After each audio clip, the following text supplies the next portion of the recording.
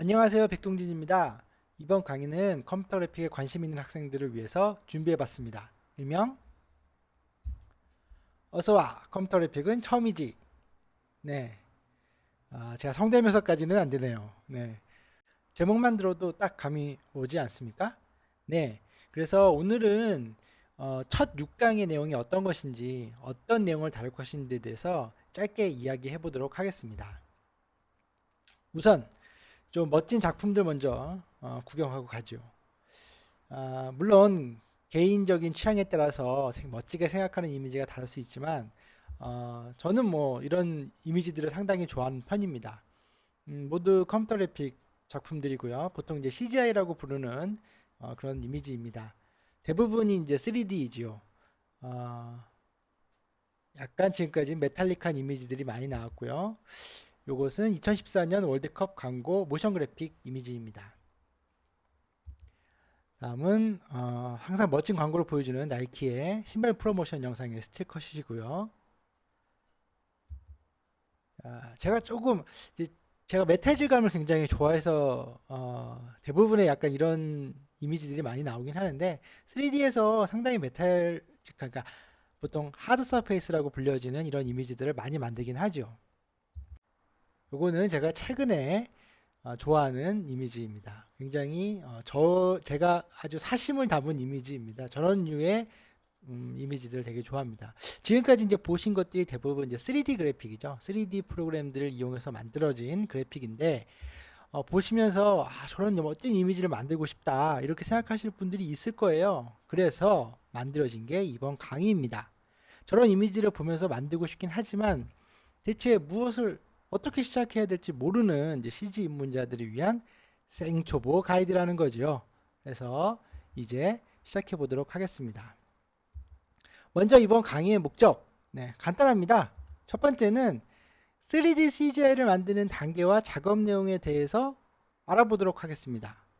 실제로 하지는 못하더라도 어떻게 만들어지나, 그리고 그 안에서 어떤 내용, 그리고 어떤 프로그램을 이용해서 만들어지는지 한번 알아보도록 하고요. 그 내용을 가지고 구글이나 혹은 유튜브에서 제대로 검색할 수 있는 키워드라도 하나 알아서 나중에 이제 공부를 독학을 한다던가 아니면 어떻게 배우는지 알아봐야 되겠다라고 할 때 제대로 키워드를 넣어야지 검색에 나오겠죠?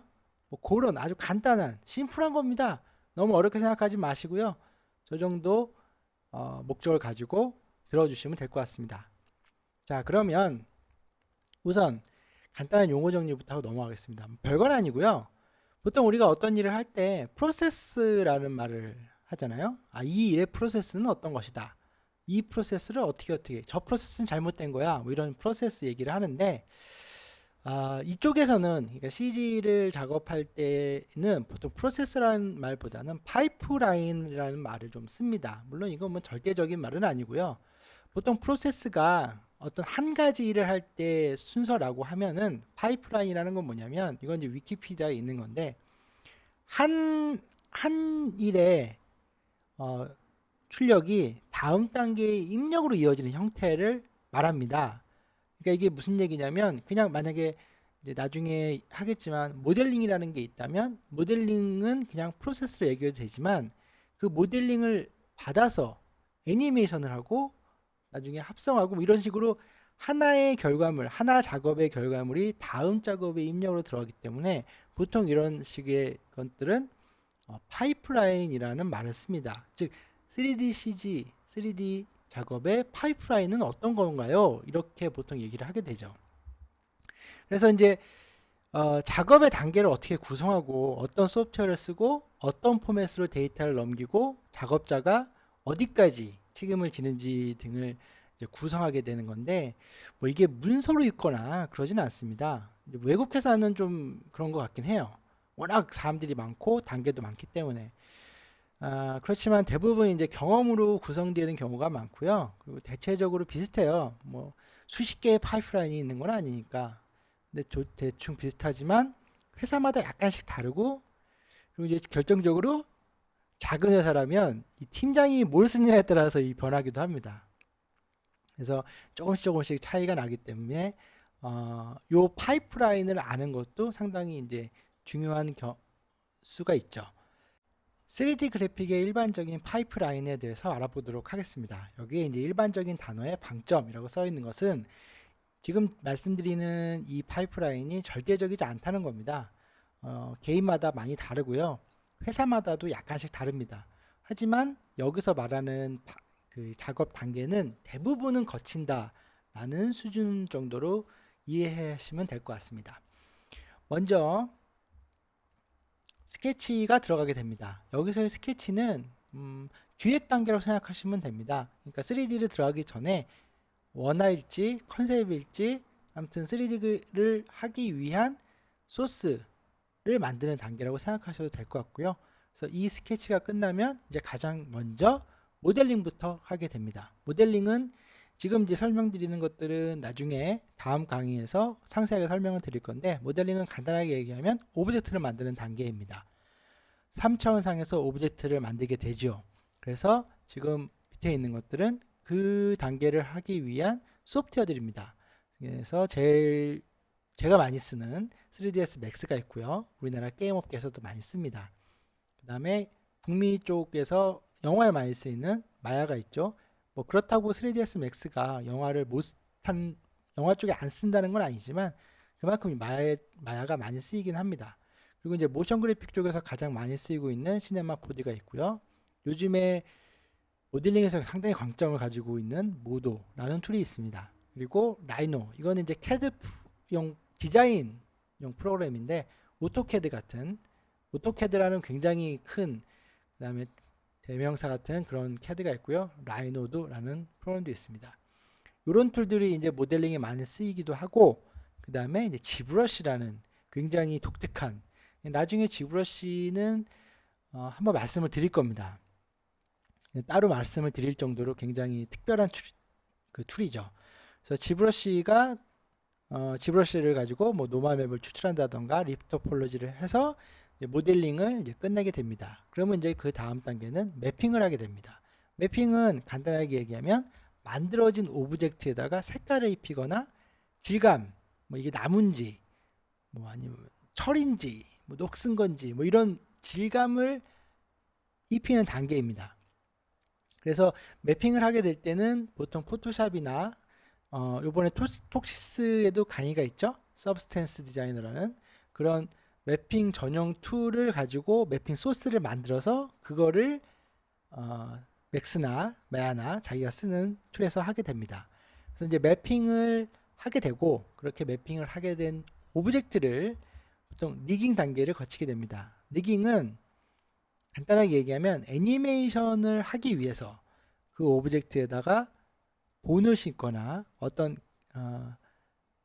그 기구라고 얘기하기는 좀 그렇고 컨트롤을 하기 위한 어떤 세팅을 하는 단계입니다. 당연히 모든 3D 소프트웨어들, 거의 대부분의 3D 소프트웨어들은 리깅 툴을 가지고 있습니다. 그래서 이렇게 리깅된 오브젝트 혹은 캐릭터들을 애니메이션 하게 되죠.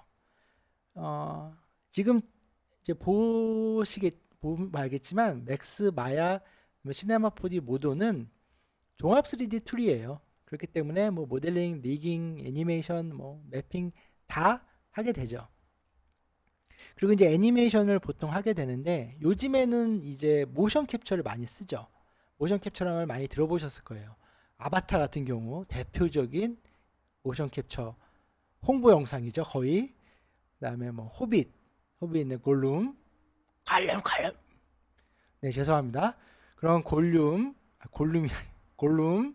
그다음에 킹콩 같은 것들은 캐릭터잖아요. 사람의 움직임을 그대로 캡처해서, 그러니까 카메라로 캡처해서 3D 데이터화 한 겁니다. 그래서 그런 식으로 애니메이션을 할 수도 있고요. 여기서 말하는 애니메이션은 보통 애니메이터가 실제로 키를 잡는 경우를 말합니다.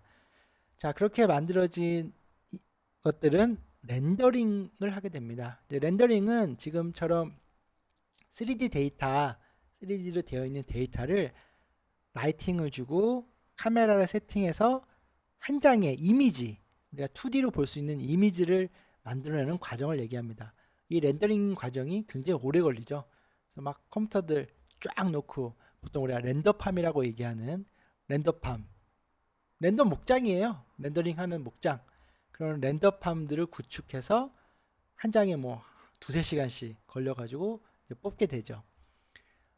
그 전에 이제 렌더링 전에 파티클, 즉 FX, 뭐 불꽃 또는 연기 막 터지고 이런 거 있잖아요. 그거는 이제 따로 보통 작업들을 하게 돼요.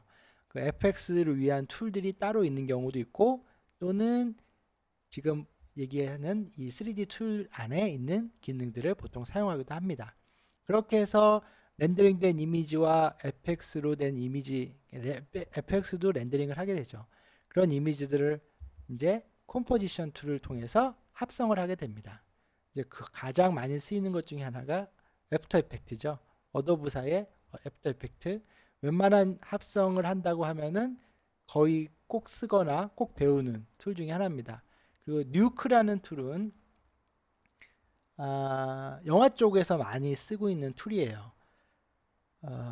제가 갑자기 까먹었는데 어떤 회사인지는 모르겠지만 파운더리라는 회사에서 만들어낸 툴입니다. 3D도 되고 3D도 된다는 게 이렇게 뭐 모델링이 된다는 걸 그런 게 아니라 3D 환경에서 합성을 할 수가 있어요. 그래서 영화, 실사 합성 영화들에서 굉장히 많이 쓰이는 거죠. 그래서 이런 단계를 거쳐서 보통 일반적인 3D 그래픽 우리가 뭐 보이는 애니메이션이나 영화 같은 경우는 이런 과정은 꼭 거치게 됩니다. 그래서 제가 일반적인 단어라고 방점을 찍었고요. 그 다음에는 이제 게임 그래픽은 약간 조금 다릅니다. 근데 이것도 일반적인 거에 좀 있어요. 그러니까 게임 회사마다 다를 수도 있어요. 하지만 대부분적으로 비슷하다는 것들은 꼽아놨습니다. 근데 거의 비슷합니다. 아까 거랑. 그래서 스케치 들어가고요. 모델링 들어가고요. 저 밑에는 당연히 G브러쉬가 있습니다. 요즘은 이제 게임 쪽에서는 G브러쉬가 굉장히 많이 쓰이고 막강한 툴 중에 하나죠. 그래서 특히나 이제 게임 같은 경우는 로 폴리곤 모델링 나중에 설명을 드리겠지만 로 폴리곤 모델링을 해야 되기 때문에 이 G브러쉬가 굉장히 많이 쓰입니다. 매핑을 위해서요. 그래서 매핑을 하고요. 그 다음에 리깅을 하고 당연히 애니메이션을 하고 모션 캡처도 하고 게임 쪽에서도 요즘 모션 캡처 많이 하죠. 그리고 나서 이제 앞에 부분에서는 여기에 렌더링이 들어갔는데 게임은 렌더링이 아니죠. 게임 같은 경우는 이 데이터를 게임 엔진에 넘기게 됩니다. 그래서 게임 엔진에 넘겨서 3D 게임이라면 2D 게임이라면 물론 렌더링이 들어가게 됩니다. 이것도 약간 복잡한데 저희가 게임을 만들 건 아니기 때문에 그냥 게임 엔진에 넣는다고 생각하셔도 될 것 같고요. 그리고 이제 FX 같은 경우는 그 엔진에서 해주는 경우도 있고 또는 밖에서 가지고 만들어서 가지고 들어오는 경우도 있습니다. 그래서 이렇게 일반적인 파이프라인을 이제 알아봤습니다. 그래서 이 각각의 단계에 대해서 이제 설명을 쭉 하려고 합니다. 자, 그럼 다음 강의는 모델링부터 시작하도록 하겠습니다. 옆에 있는 이미지는요, 제가 저희 회사에서 만든 그 인터랙티브 동화책이에요. 거기에 나오는 모델링인데 지금 보시는 것처럼 굉장히 멋이 없죠? 네. 저런 모델링은 어떻게 만드는지 그리고 모델링에서 알아둬야 될 것들은 무엇인지부터 알아보도록 하겠습니다. 그럼 다음 강의에 뵙겠습니다.